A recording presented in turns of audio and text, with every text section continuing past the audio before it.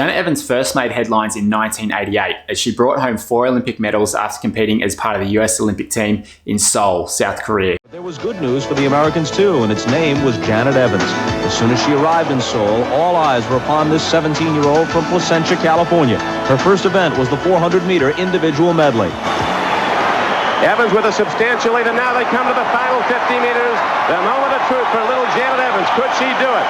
Janet Evans of the USA wins gold in the 400-meter individual medley, where she not only competed in the 400 and 800 meter freestyle events, but Janet also set a world record in the 400 freestyle, finishing in 4:03.85, all before she turned 18. Next up was the 400-meter freestyle. Janet came in as the world record holder. Janet Evans has put away the East German threat, and Janet Evans goes to the wall with a world record time. She smashed her world record. Evans was one of the youngest to compete in the Seoul Olympics, standing 5'6" and weighing just over 100 pounds when soaking wet, later receiving praise from the New York Times for defying the odds and swimming with boundless energy that allowed the teenager to set rise to stardom while most of her peers were still weighing post-secondary school options. In this video, we're taking a deep dive into the infamous windmill swimming style that Janet brought to the freestyle events, because while many argued that swimming with a perfectly straight arm recovery isn't proper technique, could this unusual technique be Evans' secret to her successful career as an Olympic athlete and her decision to return to competitive swimming nearly 2 decades after her last race? Janet Evans was born in Placentia, California, and from an early age she was already showing skills of a potential Team USA athlete, setting national level group records within her age at 11 years old, which would lead to a career full of records being set and being named Female Swimmer of the Year for 3 consecutive years in a row, alongside her other awards such as the James E. Sullivan Award for being the top amateur athlete in the United States in 1989. Janet's career was filled with highlights, but like every great athlete, Evans experienced some difficult losses throughout her career that ultimately led to her early retirement and much anticipated return to the pool in 2012. Needless to say, as Janet Evans became a household name, conversations surrounding the strange nature of her swimming style were impossible to escape, sometimes even creating controversy within the swimming community. In an interview with her former coach, Bud McAllister explains that the infamous straight arm motion was simply the best stroke for Janet's swimming style and body, and he decided that it would be more beneficial to develop her strength of this stroke rather than change it altogether. McAllister goes on to explain that he discovered Janet at a pool in Southern California when she was 10 years old, and while others found her style humorous, Bud saw her potential as a gifted athlete, noting that she was extremely talented despite taking more than the average amount of strokes to swim across the 25-yard pool. The advantage of using an arm recovery that was straight is that her stroke style would allow Janet to have more control over the speed of her hands and increase acceleration. When it comes to swimming events where every second counts, it was a no-brainer that this stroke was best suited for Janet to give her a competitive edge in the water against her opponents. To provide some context, when training to swim competitively, most athletes at the time were focused on increasing distance per stroke while maintaining a lower cadence, which involved more hip rotation and drive to do so. However, Janet's technique as a swimmer slightly differed, and she would continuously initiate the catch early and keep her arms straight above the water in a motion that was often compared to a windmill. So Janet Evans is leading, but she's 2 seconds behind her world record. The race is really for second place. Paired alongside her ability to sustain a fast stroke rate while swimming without getting exhausted and falling behind mid-race. The pocket battleship, the pocket rocket, whatever you want to call her. With critics often making a spectacle of Janet, from her stroke technique to her steadily increasing popularity, especially as she routinely set world records at a young age. Janet was the first woman to have 3 world records in swimming simultaneously, since this record had been set by German swimmer Cornelia Ender in 1976. The only American woman to hold the same amount of records was Debbie Meyer nearly 2 decades before Janet was born. But Janet was unstoppable, and at the rate that she was going, it was expected that she would receive her 4th world record before her 18th birthday. Evans was making a name for herself at every opportunity, and her skills in the water started conversations across the United States. And there was no doubt that Janet would earn a spot on the US Olympic team. With tremendous amounts of success that Janet had during her first time competing in the Olympics, it was a fair assumption to believe that she would place similarly in the 1992 Olympics in Barcelona, defending her titles. While Evans was able to take home gold for the 800 freestyle, she was defeated by Dagmar Haase in the final stretch of the 400 freestyle, after holding on to a steady lead for nearly the entire race, putting an end to a 6-year-long winning streak in the blink of an eye. Haas is making a real move on Janet Evans. Evans is struggling and Dagmar Haas could beat her. Dagmar Haas of Germany has defeated Janet Evans.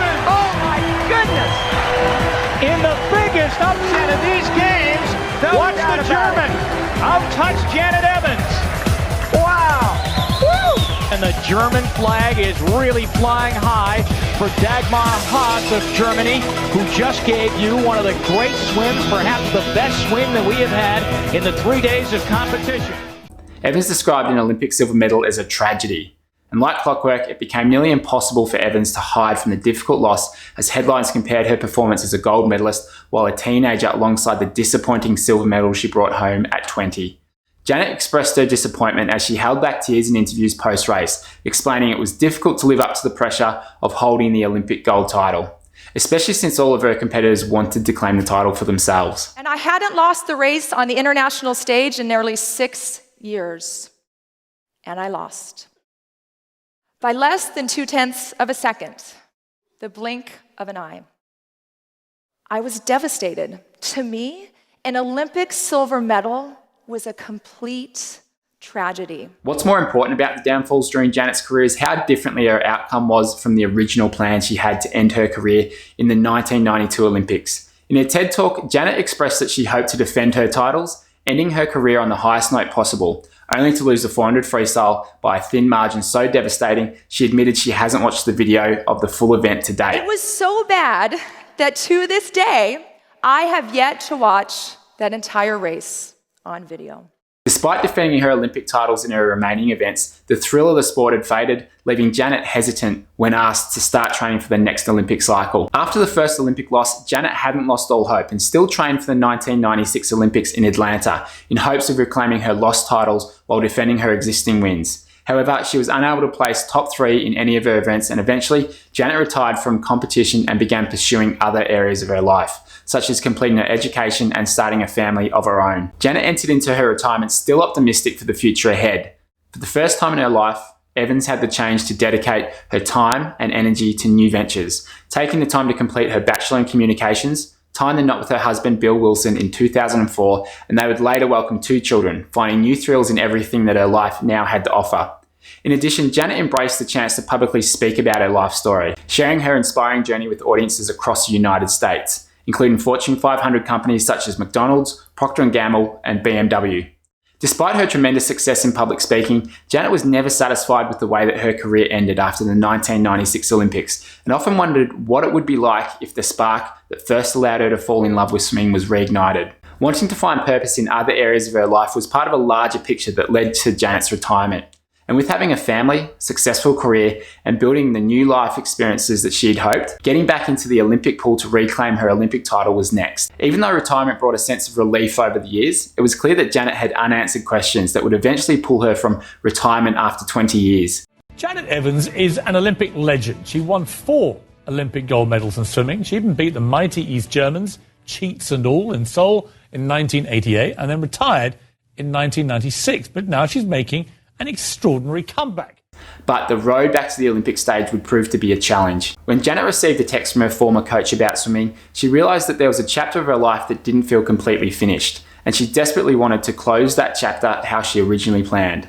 But she still had reservations about balancing lengthy training sessions alongside her family, wondering if it would be possible to complete hours of practicing daily and still have time to take care of things at home on top of her full-time job. With the support of her loving husband, all of the roadblocks that Janet thought stood in the way were solved by the strength of her support system, and taking the first step on the long journey no longer seemed like an impossible dream. The day after Janet broke the news to her husband that she was going to start swimming, she got to the pool in her neighbourhood bright and early at 5:30 a.m, shocked by the reminder of the frigid chill of the water first thing in the morning.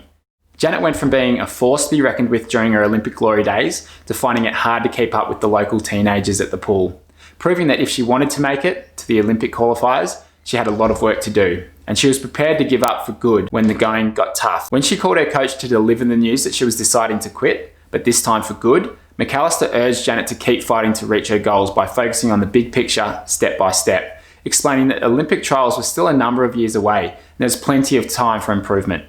After dedicating hours of training each day, Janet found herself with finishing times that were similar to what she was able to do in her 20s, and the teenagers that she would swim with weren't as difficult to keep up with. I swam 3 Olympics, retired at the age of 24. A couple of years ago at 38, after having 2 children, I decided to swim again. So just got in the pool to see how I could do and qualified for Olympic trials this past January. We have Olympic trials coming up here at the end of June. So I'll be swimming the 400 and 800 meter freestyle at Olympic trials in just a few weeks here. You know, it would be truly incredible if she could make the Olympic team. I think it would be incredible if she could make the finals, you know, at the Olympic trials. You know, it's a very competitive meet and there's a lot of pressure and a lot of tension, but I don't think she's going to approach it that way. I think she's just going to approach it, you know, from the standpoint of I'm going to do the best that I can and we'll see where it goes. Not long after, Janet's hard work paid off and she found herself en route to Nebraska to compete in the Olympic qualifying event after completing an 800 freestyle in 8 minutes and 46 seconds, nearly finishing in the same time as her race in the 1996 Atlanta Olympics. Her hard work over the years had finally paid off and she was greeted to a crowd full of fans cheering for the long-awaited comeback during the Nebraska qualifiers. Although Janet gave the preliminary race everything she had, she wasn't one of the fastest 8 swimmers in the race, and she was unable to secure a spot on the 2012 Olympic team. I wish I would have gone faster. Didn't feel very good. It was nice to get the jitters out. Just wasn't what I wanted it to be, but it is what it is. Not securing a spot on the US Olympic team was a tough pill to swallow. But Janet knows that she didn't feel the same devastation that she would have felt earlier in her career, moving from a time where the thoughts of others would be enough for her to throw in the towel to finding success in her achievements regardless of the final outcome. In the end, returning to competitive swimming was more about closing a chapter of her life on her own terms, finding comfort in knowing that the opinions of others have on her career didn't matter. What mattered was that she found satisfaction in herself, and that it was enough to finally bring this lifelong journey to an end. Janet's career is full of highlights, and being a 5-time Olympic medalist is an accomplishment in that of itself. However, with each victory, Janet realised that she was losing parts of herself in pursuit of making others happy. Winning brought temporary pleasure, but it wasn't the long-lasting satisfaction that Evans had been searching for. Only once she revisited her past with fresh eyes and the support of a loving family, she was finally able to put the past behind her, and learning that there is more to life than standing on the mountaintop. In many cases, the most important lessons are learned on the climb to the peak.